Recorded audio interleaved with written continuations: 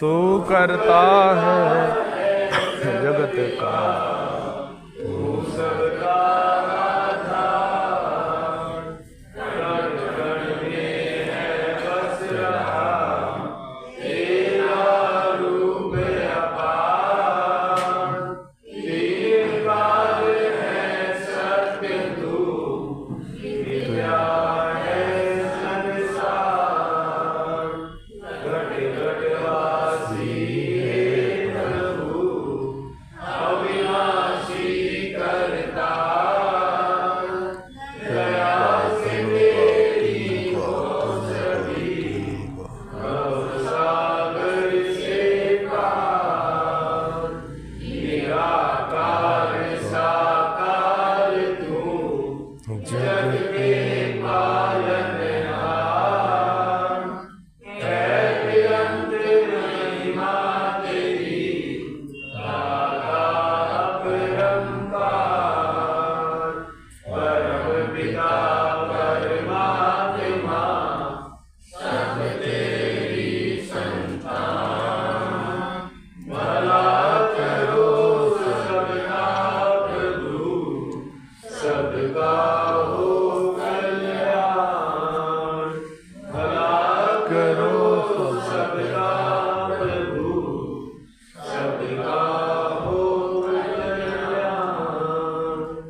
श्री संपूर्ण हर देव वाणी तू ही निरंकार। ईश्वर के बोध बिना मैं मन उजला हो पाता है। बोध अगर हो जाए तो फिर दूर अंधेरा जाता है।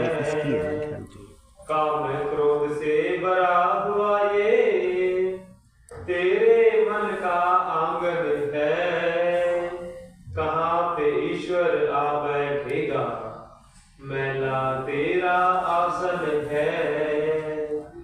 मैले मन से स्वागत कैसे ईश्वर का कर पाएगा। मैले मन में उजला ईश्वर सोच कि कैसे आएगा।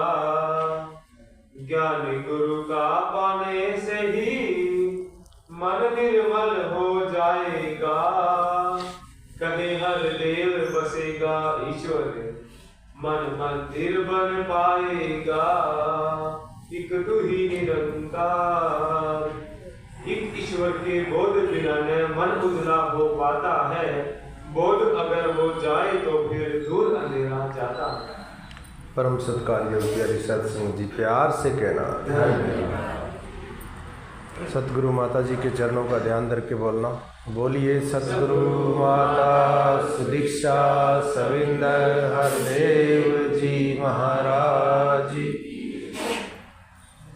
आओ सत्संग जी, एक ईश्वर के बोध बिना ना मन उजला हो पाता है। सत्संग जी, जब बोध होता है ईश्वर का, परमात्मा का, जब बोध होता है खुद का, जब बोध होता है अपने आप का कि मैं शरीर नहीं हूँ, तो सत्संगत फिर तब जाकर समझ में आता है ये ज्ञान और फिर मन उजला होता है। जब तक मन उजला नहीं है तो सत्संगत भक्ति वो लाभ भक्ति का नहीं मिलता है।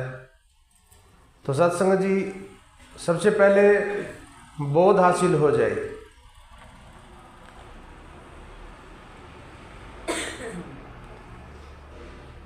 और ये बोध सत्संग जी, ईश्वर ब्रह्म ज्ञान प्राप्त होता है, जब सतगुरु मिलता है तब बोध होता है। वरना तो सत्संग जी इंसान पूरी उम्र भक्ति तो करता है, लेकिन वो भक्ति मनमाने ढंग से करता है। भक्ति का पता नहीं होता है। जो संस्कार उसको मिले, जो आसपास का माहौल उसको मिला, जो परिवार में देखा वही करना शुरू कर देता है और फिर इच्छाओं के लिए भक्ति करता है। जैसा कि महात्मा जी बता रहे थे, 4 प्रकार के भगत होते हैं। कोई दुख सुख आया, इच्छा हुई, तो फिर वो ध्यान आता है कि मुझे परमात्मा का नाम लेना है, या जो भी उसका ध्यान होता है वो करता है। लेकिन महात्मा समझाते हैं कि ये ईश्वर परमात्मा ही है जो सदैव काल कायम रहने वाली परम सत्ता है। सारी सुंदरताएं इसी के कारण हैं, इसी से उपजती हैं। जिसने ईश्वर का बोध हासिल कर लिया तो फिर उसका मन पवित्र हो जाता है, उसका मन एक हो जाता है, फिर मन में उसके द्वैत की भावना नहीं रहती है। तो आओ साथ संगत, एक ईश्वर के बोध बिना ना मन उजला हो पाता है। बोध अगर हो जाए तो फिर दूर अंधेरा जाता है। साथ संगत, तब तक रोशनी नहीं होती है जब तक अंधेरा है। अंधेरा है या रोशनी है? रोशनी है तो अंधेरा नहीं रहता है। अंधेरा कुछ भी हो सकता है।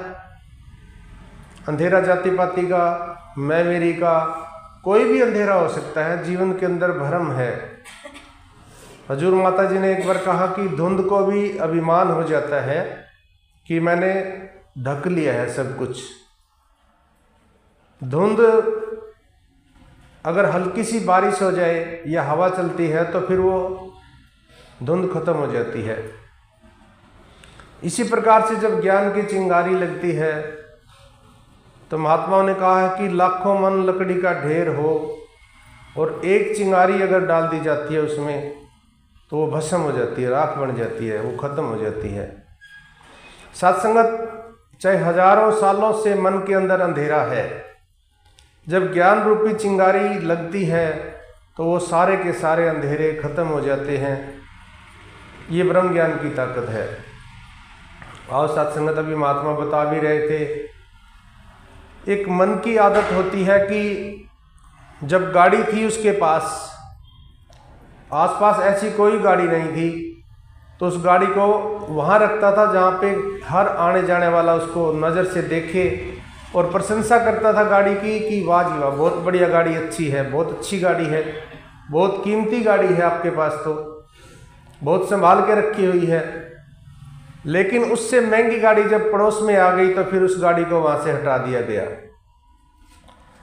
जो गाड़ी सुख दे रही थी, एक समय था वो गाड़ी सुख दे रही थी, जब उसकी प्रशंसा करते थे।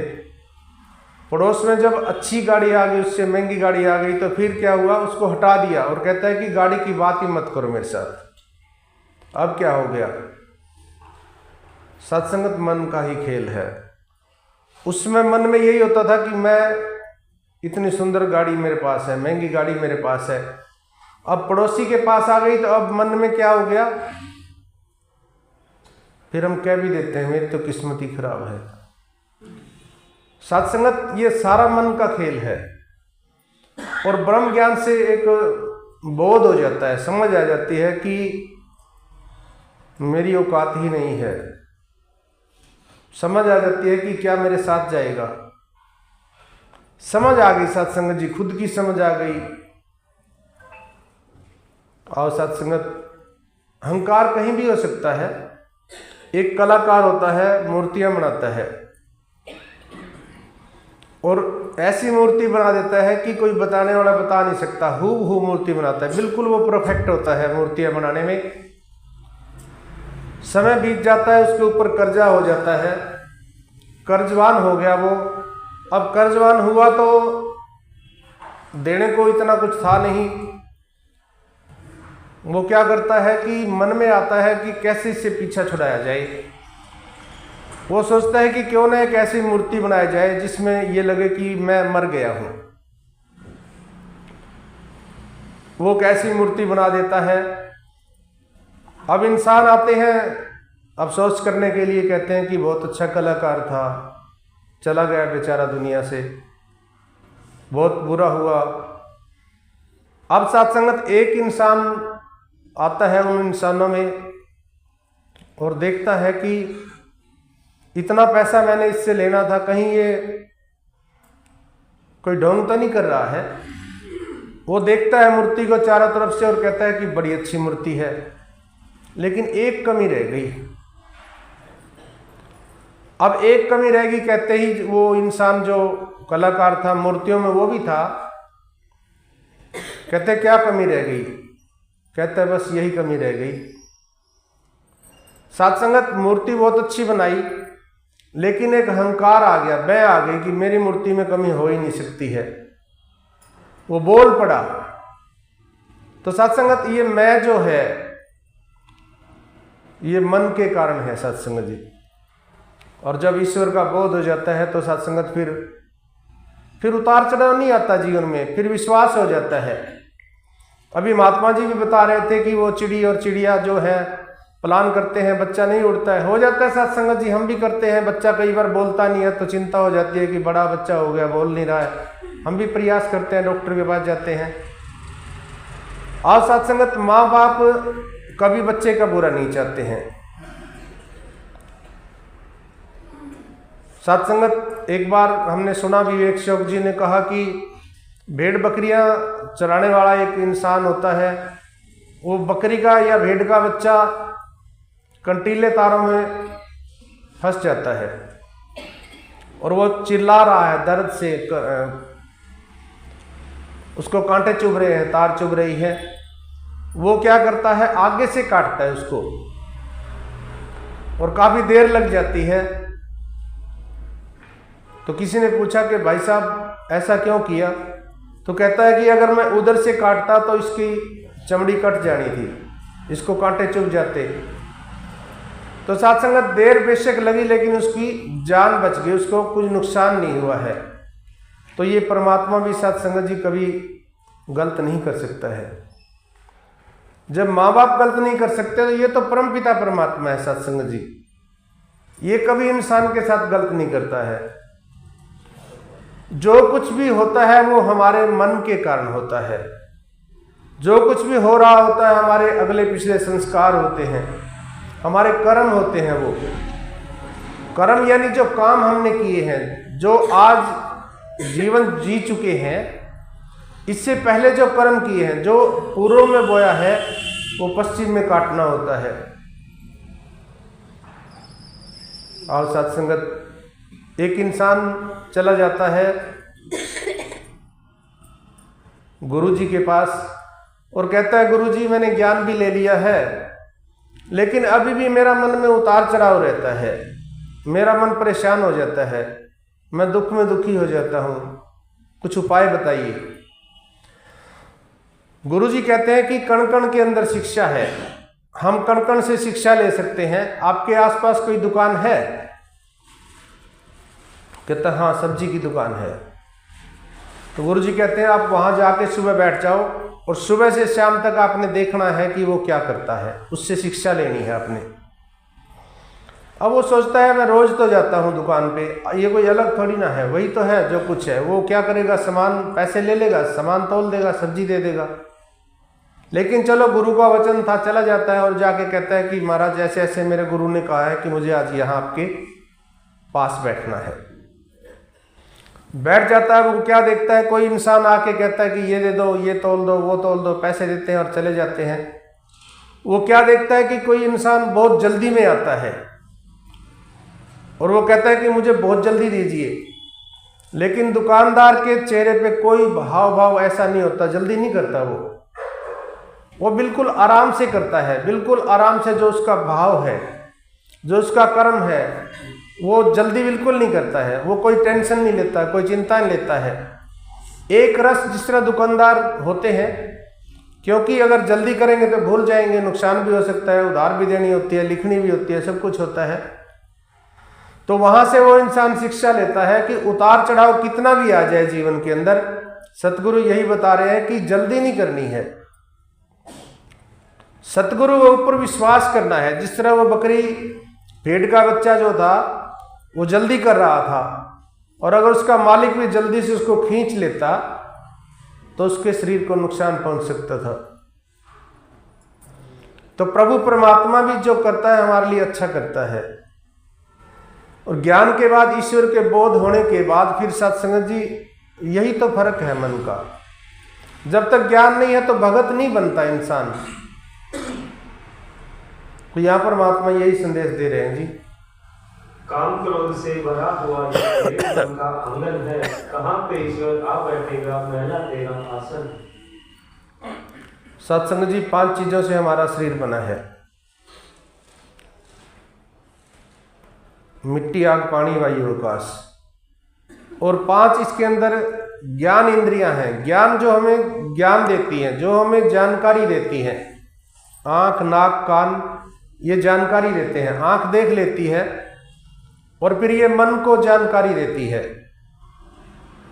सत्संगत आपने देखा होगा, भगवान श्री कृष्ण अर्जुन को बताते हैं, आपने देखा होगा कि रथ के ऊपर बैठे हैं, भगवान श्री कृष्ण पीछे बैठे हैं और बता रहे हैं कि ये रथ है, हमारा शरीर है, ये रथ है, इसके अंदर 5 घोड़े जुड़े हुए हैं। वो घोड़े क्या है? काम, क्रोध, लोभ, मोह, अहंकार। आंखें जिस प्रकार से देखती हैं, अब आंख मन को संदेश देती है। अब जो संत महात्मा होते हैं उनका मन के ऊपर वो विजय प्राप्त करते हैं, उनके लिए सब एक समान होता है। लेकिन जो जिनको बोध नहीं होता है वो फिर उसकी तरफ आकर्षित हो जाते हैं। और सत्संगत, घोड़े की लगाम मन के हाथ में है। जो तांगे को चला रहा है वो मन है।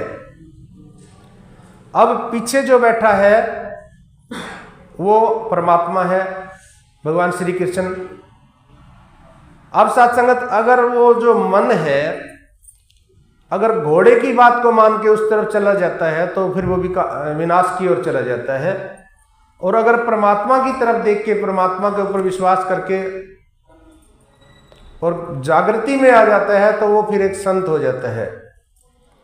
तो सत्संगत, यहां पर भी महात्मा कह रहे हैं कि मन, काम, क्रोध, लोभ, मोह, अहंकार ये हमारे अंदर है और कोई ऐसी युक्ति नहीं है कि इनको निकाल के बाहर फेंक दिया जाए या इनको छोड़ दिया जाए या इनको बिल्कुल खत्म कर दिया जाए। नहीं, इनके ऊपर, इनको काबू में करना है, इनको वश में करना है, इनके ऊपर विजय प्राप्त कर लेते हैं जो वो संत होते हैं। काम क्रोध से भरा हुआ ये तेरे मन का आंगन है, कहाँ पे ईश्वर आ बैठेगा, मैला तेरा आसन है। सत्संगत, कहीं गंदगी पड़ी होती है, हम वहाँ बैठते नहीं हैं, बैठ नहीं सकते, हम ज़्यादा देर रुक भी नहीं सकते हैं वहाँ पे। कहीं पे बदबू आ रही है, कहीं पे गंदगी है, तो सत्संगत जी वहाँ से हम हटने का प्रयास करते हैं। अगर मन के अंदर हमारे इस तरह के विकार हैं, काम है, क्रोध है, विकार बड़े पड़े हैं, दूसरे की प्रति नफरत की भावना है, मन के अंदर दूसरे को गिराने के भाव हैं, तो सत्संगत ईश्वर कैसे आके बैठ जाएगा? सत्संगत, ब्रह्म की प्राप्ति, भरम की समाप्ति। मन में अगर भरम है, मन में गिराने के भाव हैं, तो हम कैसे आस रख सकते हैं कि ईश्वर आके हमारे अंदर बैठ जाए? क्योंकि ये तो एक रस है, ये तो शुद्ध है, बिल्कुल निरोल है ये। तो सत्संगत, जब इंसान का मन सुंदर हो जाता है तो फिर पल पल उठते गुरु रखा जे सिकिस्दा ध्यान धरे।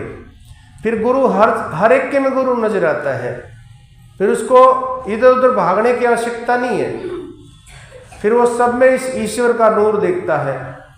घट घट अंतर सर्व निरंतर केवल एक मुरारी। फिर समझ आ गई कि इक्को नूर है सब दे अंदर, नर है चाहे नारी है, ब्राह्मण खत्री वैश्य हरिजन, एक दी खलकत सारी है, दे सबना दी इक्को जेही, एक ही रब संवारी है, जात पात दे झगड़े कादी लोकाचारी, जे सबना विच इक्को ही रब है, फिर कौन भला ते कौन है मंदा, जिवें गंदगी मिल गंगा विच बन जाती है आप भी गंगा, सबनो इक्को जिहा जान के मन दी आकड़ भननी तो, कहे अवतार ये दूजा परण है, जात वरण नहीं मननी तो। आज भी हम जाति पाति में उलझे हुए हैं, आज भी कहीं ना कहीं हमारे मन में आ जाता है कि मैं ऊंची जाति वाला हूं और ये नीची जाति वाला है। अब सत्संगत, ऐसे इंसान को महात्मा समझाते हैं कि ऊंचे कुल का जन्मया करनी ऊंच ना होए। कहते हैं कि तू ऊंचे कुल में अपना जन्म तो मान रहा है लेकिन तेरे कर्म तो ऊंचे नहीं है। तो यहाँ पर महात्मा यही संदेश देते हैं जी मैले मन से स्वागत कैसे ईश्वर का कर पाएगा, मैले मन में उजला ईश्वर सोच के कैसे आएगा।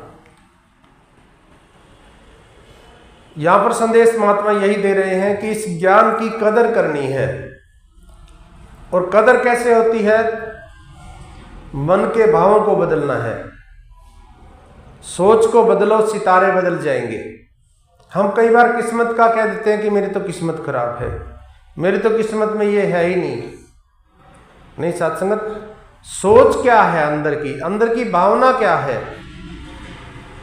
अगर अंदर की भावना बदली जाती है, अगर अच्छे कर्म करते हैं मन से, कर्म से, भाव से, विचार से, तो साथ संगत जो जमीन के अंदर हम बो रहे होते हैं, मिलना तो वही है।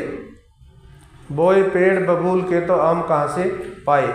हम कीकर बो रहे हैं तो आम की आस नहीं कर सकते। बोया है जो काटेंगे, जो बो दिया वो पाएंगे हम। तो मन के अंदर हम क्या भाव हैं हमारे मन में? क्या हम किसी को उठाने की कोशिश कर रहे हैं या मन से गिराने की कोशिश कर रहे हैं? जरूरी नहीं है कि धक्का दिया जाए हाथ से या पैरों से धक्का दे दिया जाए, नहीं, मन से ही होता है सत्संग जी। मन में हम किसके प्रति क्या भाव रख रहे हैं? अभी महात्मा शहनशाह जी बता रहे थे कि गंगा में जो गंदा जल चला जाता है, कई बार चला जाता है, गंदे नाले भी चले जाते हैं, उसमें हम उसको श्रद्धा से पूजते हैं क्योंकि गंगा में चला गया, उसने वजूद को मिटा दिया, उसने मैं को मिटा दिया। गंदा नाला ये नहीं कहता गंगा में जाके कि मैं गंदा नाला हूं, वो गंगा का रूप हो गया। जब वो गंगा बन गया तो फिर सत्संगत उसको हम श्रद्धा से ग्रहण करते हैं। और सारा ये मन का खेल होता है। मन के जीते जेत है, मन के हारे हार। मन है जिससे आंखें लग के हर वेले तो होने ख्वार। मन ही तो है जो नाच नचा रहा है। बाबा हरदेव जी कहते हैं मन तो साधो एक है लेकिन कितने रंग बदलता है। कभी ये सीधे सीधे चलता, कभी ये उल्टा चलता है। कभी बने मन राम के जैसा और कभी मन रावण है। कभी बड़ा ही पापी है मन, कभी बड़ा ही पावन है। मन मतंग गुरु महावत जब इसको मिल जाएगा, कहे हरदेव तब ये मन काबू में आएगा। तो गुरु तो साथ संगत मिल गया हमें। और गुरु अधूरा नहीं है, गुरु पूरा मिला है। गुरु पूरा, ज्ञान पूरा, निरंकार भी पूरा है। पूरी तेरी साथ संगत। साथ संगत जी फिर कमी किस में है? कमी मुझ में है। तो आप साथ संगत रहमत बख्शिश करो। इन कमियों से मुझे खुद ही छुटकारा लेना पड़ेगा। अगर इन कमियों को छोड़ना है तो मैं खुद ही छोड़ूंगा। परमात्मा से हम शक्ति मांग सकते हैं, प्रार्थना कर सकते हैं, अरदास कर सकते हैं, लेकिन करना तो मुझे पड़ेगा। क्योंकि जेड़ा मन्ने नाले चले ओयो मुक्ति पांदा है। जो मान लेंगे और चल पड़ेंगे तो मुक्त हो जाएंगे। मुक्ति मन का भाव है सत्संग जी। अब मैं खुद ही, महात्माओं ने एक बार उदाहरण दिया कि एक इंसान पेड़ को कस के पकड़े हुए है और कह रहा है कि पेड़ मुझे छोड़ता नहीं है। जब मैं ही पकड़े हुए हूं हर चीज को, लोभ है, लालच है, जब मैं छोड़ने को ही तैयार नहीं हूं, तो फिर जब लग मैं हूं तू ना ही। अब या तो मैं हूं या फिर तू है। मन तो सत्संगत एक है। इसमें हम निरंकार को भी बसा सकते हैं, अहंकार को भी बसा सकते हैं। हमें परमात्मा ने आजाद पैदा किया है। वो मर्जी मेरी है कि मैं किसको कहां पर बिठाता हूं जी। ज्ञान गुरु का पाने से ही मन निर्मल हो जाएगा।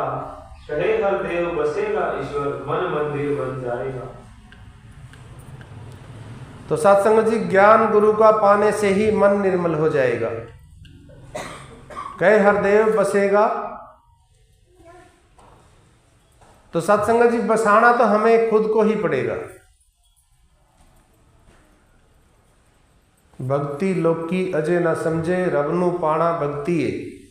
छोड़ के सारे भरम विलेखे गुरु रिझाना भक्ति है। इकनू तकना इकनू मनना इकनू पाना भक्ति है। इकनू तकना देख लो, देख तो लिया हमने कि ये निरंकार है। इकनू तकना इकनू मनना, अब मानना भी है कि मैं भी शरीर नहीं हूँ। इंसानियत और रूहानियत संग संग, सतगुरु माता जी ने कहा इंसान और रूहान, शरीर में रहते हुए साथ संगत जी अपने आप को आत्मा में स्थापित करना, इंसानियत और रूहानियत संग संग। अब इंसान तो हम हैं, हमारे हाथ इंसानों जैसे हैं, मुंह भी है, पैर भी इंसानों जैसे हैं, तो अंतर क्या है? अपने आप की पहचान नहीं है। एक को जानो एक को मानो एक हो जाओ। इकनू तकना इकनू मनना, अब मानना यह है कि मैं केवल शरीर नहीं हूं। शरीर तो हूं, केवल शरीर नहीं हूं, मैं एक आत्मा हूं। आत्मा में स्थापित हो गई। अब आत्मा ने परमात्मा में स्थापित होना है। परमात्मा में कैसे स्थापित होगी? परमात्मा जैसे गुण आ जाए, दया, करुणा, विशालता। तो सत्संगत, एक को जानो एक को मानो एक हो जाओ। एक हो गए, जीते जी एक हो गए। तू करता तू भया, मुझ में रहा ना हूं, आपा वर का मिट गया जी देखूं तित तू। होगा कैसे? ये होगा सत्संगत जी लगातार सत्संग करने से। लगातार अगर सत्संग करते हैं तो सेवा हो गई साथ में। सत्संग और सेवा है तो फिर सुमरन भी हो गया। सत्संग, सेवा, सुमरन। सत्संग जी, सत्संग का भाव क्या है? सत्य को संग रखना है, सत्य का हमेशा एहसास रखना है। चाहे हम काम कर रहे हैं, चाहे हम भवन पे हैं या कहीं और भी हैं, अगर सत्य को संग कर रहे हैं, सत्य को साथ रखते हैं तो हम सत्संग कर रहे हैं। सत्संग, सेवा, सुमरन के बिन भक्ति सदा अधूरी है। इन तीनों के संगम से ही भक्ति होती पूरी है। विचार करें सत्संग जी, मैं कब याद करता हूं इसको? जब दुख आ जाए तब याद करता हूं क्या? या कोई उतार चढ़ाव आता है जब याद करता हूं, या हमेशा याद रखता हूं इसको? याद ही तो है। सुमरन क्या है? याद ही तो है। सुमरन का मतलब होता है याद। और याद क्या रखना है? कि मैं शरीर नहीं हूं, ये याद है। हमें क्या याद दिलाया सतगुरु ने? यही तो याद दिलाया है, तू ही निरंकार। सतगुरु ने क्या याद दिलाया है? कि मैं शरीर नहीं हूं। और हर समय याद रखना सत्संग हो गया। अब जब मैं शरीर नहीं हूं तो सामने वाला भी शरीर नहीं है, तो सामने वाला क्या है? सामने मेरा सतगुरु है। सतगुरु, घट घट के अंदर हम ईश्वर को देखते हैं, ईश्वर का नूर देखते हैं, आत्मा को देखते हैं, तो सतगुरु को ही देख रहे हैं। महात्मा जी ने कहा कि संतों की सेवा, संत की सेवा ब्रह्म की सेवा, परमात्मा की सेवा है। अब निरंकार तो कुछ नहीं खाता है, हम सामने वाले को ही भोग लगा देते हैं, तो सतगुरु की सेवा हो गई। सत्संग, सेवा, सुमरन। और सत्संगत विचार करें, हमारे घरों में क्या हम सुमरन करते हैं? नहीं करते हैं तो आज से सत्संग जी कोशिश करें ज़्यादा से ज़्यादा समय सुमरन में बीते हमारा। वैसे तो सुमरन एहसास है, रटन नहीं है, लेकिन एहसास के लिए हमें रटन करना पड़ेगा। हमारे घरों में हम बैठकर चर्चा करें, 5 परण 9 द्वारे क्या है, निरंकार क्या है, हमें क्या बताया गया है। अगर हमारे घरों में चर्चा करेंगे तो जो ज्ञानवान नहीं है घर में, वो भी ज्ञानवान हो जाएंगे। अगर हमारे घर में हम सत्संग ही नहीं कर रहे हैं, या कोई दुख आता है तो हम सिमरन करते हैं, तो फिर सत्संगत भाव नहीं बन पाया है वो। और सत्संगत कृपा करो, हमें वो ज्ञान मिला है जो अभी महात्मा बता रहे थे कि तप करने से, जप करने से हजारों हजारों साल तप करने भी शायद ही मिलता था, किसी को मिलता ही नहीं था। हमें शायद सुबह मिला है तो हम इसकी कदर कर पाएँ। और सत्संगत आज 2-3 परिवारों की तरफ से सत्संग था। आप परिवारों को आशीर्वाद दें कि जो भी कामना है वो मनोकामना पूर्ण हो, जो सुखदाई है। और जो भाई बहन पहुँचे हैं, दास आप सभी के लिए सतगुरु माता जी से अरदास करता है कि हे सतगुरु माँ, हे तीन लोक के मालिक, कृपा कर, तूने हमें ये ज्ञान बख्शा है तो हमारा ध्यान भी बनता चला जाए। सभी को सुख दो, तन का, मन का, धन का।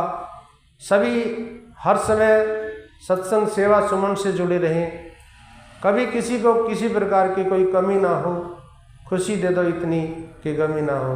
दास भी यही अरदास करता है, प्यार से कहना हरि का। तेरी ओट सहारा तेरा, तन मन खोल घुमावा, कहे अवतार ते ही दाता,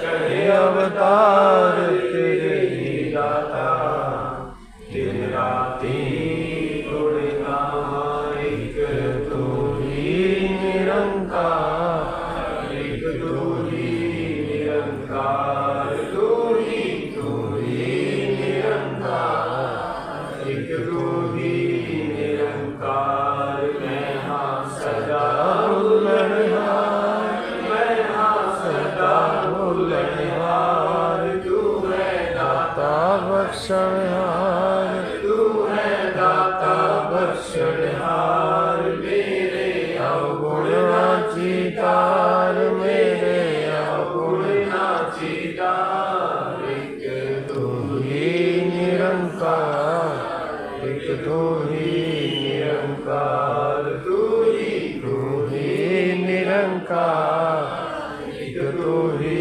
निरंकार। तेरा रूप है ये संसार, तेरा रूप है ये संसार, सबदा भला करो करतार, सबदा भला करो करतार। मेरी मंग है दातार, मेरी मंग है दातार, एक तू ही निरंकार, एक तू ही निरंकार, तू ही